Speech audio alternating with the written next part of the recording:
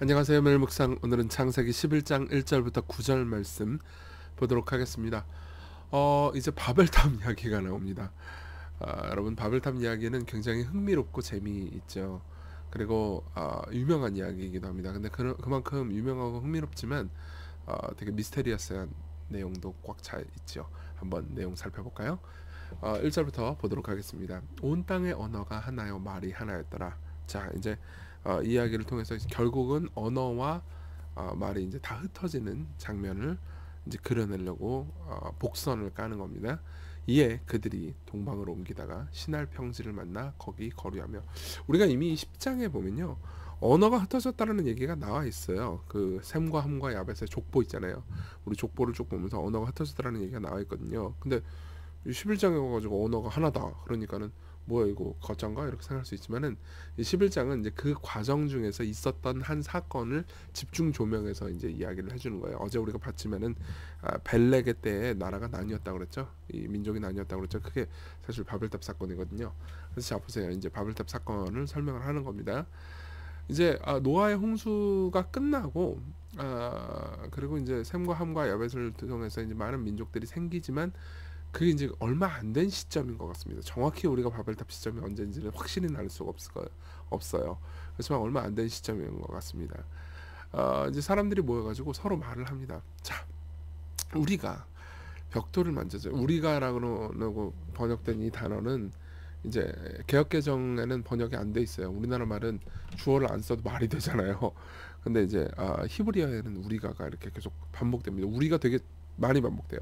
우리가 벽돌을 만들어 견고히 굽자 하고, 이에 벽돌로 돌을 대신하여 역청으로 진흙을 대신하고, 또 말하되 자 우리가 성읍과 탑을 건설하여 그 탑 꼭대기를 하늘에 닿게 하여 우리 이름을 내고 우리가 온 지면의 흩어짐을 면하자 하였더라.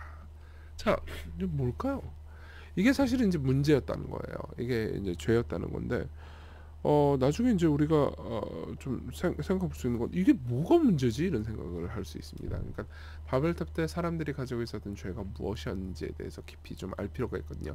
그래야 이제 하나님께서 내려오셔서 언어를 흩어버리신 것이 왜 그렇게 될 수밖에 없었는지를 알 수 있습니다. 그래서 좀 설명해 드릴게요. 대체 바벨의 죄는 무엇이냐? 자, 우선은 여러분들이 생각해야 되는 건, 도시를 만든다는 게 죄는 아니라는 겁니다. 많은 사람들은 이런 식으로 오해하기도 하거든요. 이게 도시를 만들었다, 성읍을 만들었다. 근데 도시에는 보통 죄가 많지 않냐? 그러니까 도시를 만든 게 죄다. 우리는 시골에서 살아야 한다. 아, 이건 성경적이지도 않습니다. 왜냐하면은 성경의 이야기의 맨 마지막에는 새 예루살렘 성을 하나님께서 건설하세요. 그 도시거든요. 예. 그러니까는 이 도시를 만들었다, 성을 만들었다, 사람들이 모였다, 이거는 의미 잘못된 게 아니었어요. 근데 바벨탑의 문제는 두 가지 문제가 있었습니다. 첫 번째로는 회귀라예요. 그러니까 전부 다 뭐예요? 다 모여 살자 이거잖아요. 근데 모여 살아가지고 도시를 만드는 게 문제는 아닌데, 보세요. 언어가 하나고 사람들이 일관적으로 통솔되면서 하나로 마음을 모은 장면이잖아요. 그렇죠? 근데 이러한 모음은 폭력 없이 이루어질 수가 없습니다. 그러니까 강압과 폭력이 있어야 되죠. 이 우리가 창세기 9장 1절에 홍수 이후에 노아가 받았던 축복이 뭐였는지 한번 생각해 봅시다. 9장 1절에 보면 하나님이 노아와 그 아들들에게 복을 주시며 그들에게 이르시되 생육하고 번성하여 땅에 충만하라, 땅에 쫙 퍼져 살라고 말씀하세요. 사실 이건 창세기 1장에도 하나님께서 인간을 만드시고 주신 복이었습니다. 땅에 막 퍼져 산다라는 건 뭘 의미하죠? 거주의 자유라는 걸 의미하죠. 그렇죠? 하고 싶은 걸 개척할 수 있는 자유를 의미합니다. 하나님께서는 인간을 자유를 가진 존재로, 자유를 기뻐하는 존재로 만들어 주셨어요. 예. 근데 보세요. 하나의 성을 만들어 가지고 그걸 이렇게 크게 엄청나게 높이 쌓으려고 한다고 해봅시다. 그러면요, 그건 굉장히 힘든 일이에요. 그렇죠? 사람마다 이해관계가 다 다르잖아요. 그럼 그걸 통솔하려면은 독재자가 나타나야 됩니다. 그리고 독재자는요, 폭력적이죠. 생각해보세요. 인류 역사상 가장 이 의견 일치가 강력했던 때는요, 독재자가 나타났을 때였어요. 우리나라 보면 우리나라는 국론 분열이 문제다, 뭐 이 두 거대 정당이 막 서로 싸우면서 막 하여튼 맨날 우리는 국회의원 보면 싸우는 것밖에 못 본다, 이렇게 생각할 수 있지만, 그게 그 광경이 사실 굉장히 건강한 거예요. 왜냐하면은 서로 대화를 통해서 막 전쟁이나 싸움이 아니고 계속해서 싸우면서, 대화를 통해서 싸우면서 이해 과정을 통해서 의견을 조율해 가잖아요. 이게 민주주의거든요. 그러니까 이제 민주주의가 성경적이다 이런 얘기를 하고 싶은 건 아니에요. 오히려 그러니까 하나님께서는 자유와 기쁨을 가지고 삶을 살도록 했는데 이 정도로 의견일치가 통솔된 사회, 뭐 히틀러 때도 히틀러 90% 넘는 찬성과 지지를 받았거든요. 이런 사회는 사실상 폭력적이고 건강하지 않은 사회인 거죠. 그러니까 이걸 또 냅뒀다가 그럼 하나님께서는 또 인간이 폭력으로 서로를 다스리면서 자멸하는 광경을 또 보셔야 되는 거죠. 그렇죠?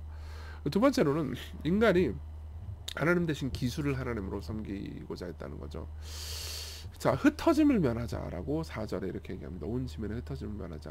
근데 이게 왜 그러냐면 홍수가 났었잖아요. 그럼 홍수의 기억이 있는 사람들이 존재한단 말이에요. 그리고 홍수의 이야기를 전해줬죠. 그러니까 사람들이 이렇게 생각하는 거예요. 홍수 떠나면 어떡해? 홍수 떠나면 우리 죽는 거잖아. 하나님이 우리가 죄 저질렀다고 홍수를 떠내면 죽으니까 이 산보다 더 높은 빌딩을 쌓자. 그래가지고 우리가 온 지면에 흩어짐을 면하자. 이렇게 된 거죠. 그 말은 뭐예요? 하나님이 그들을 보호하실 거라는 것을 안 믿은 거죠. 예. 이 창세기 9장에 보면 이 하나님께서 노아와 더불어서 언약을 맺으신 무지개 언약을 맺으신 장면 기억나시죠? 그렇죠?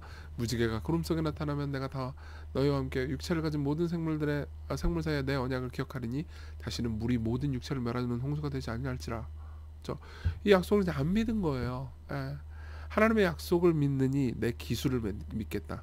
하나님께서 약속하신 것을 믿느니 내가 내 힘과 내 방법을 믿겠다. 내가 내 스스로를 보호하는 신이 되겠다.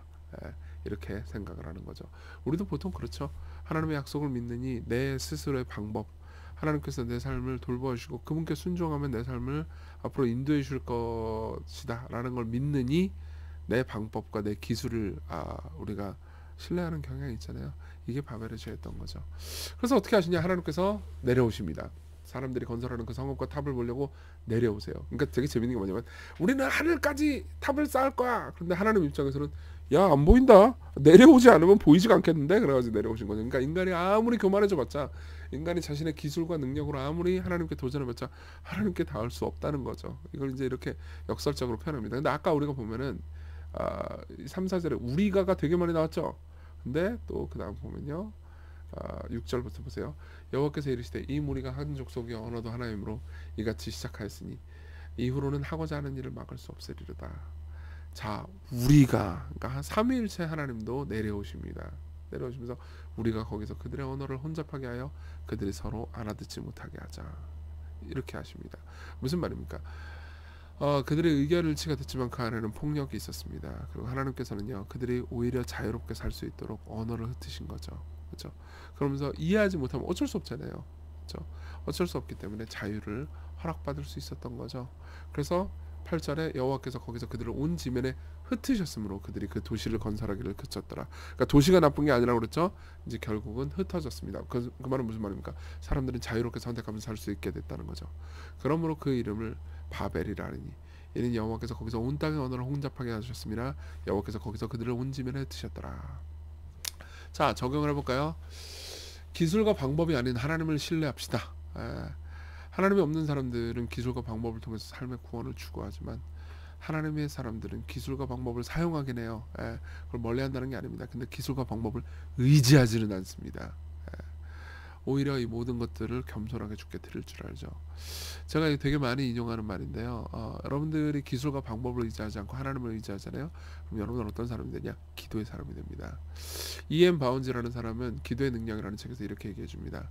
오늘날 교회가 필요로 하는 것은 더 많은 기계나 더 좋은 기계도 아니고 새로운 조직도 아니고 기발한 방법도 아니고 교회가 필요한 것은 성령이 쓰실 수 있는 사람, 즉 기도의 사람, 기도에 능한 사람이다. 성령은 방법과 수단을 통해서 흘러나오지 않고 사람을 통해서 역사하신다. 성령은 기계에 임하지 않고 사람에게 임한다. 이렇게 말합니다. 여러분들이 기도하는 사람이 될 때 여러분들은 하늘 자원을 얻게 됩니다. 여러분들은 우리는요 시간이 없어서 기도를 안 하는 게 아니에요. 교만해서 기도를 안 하는 거죠.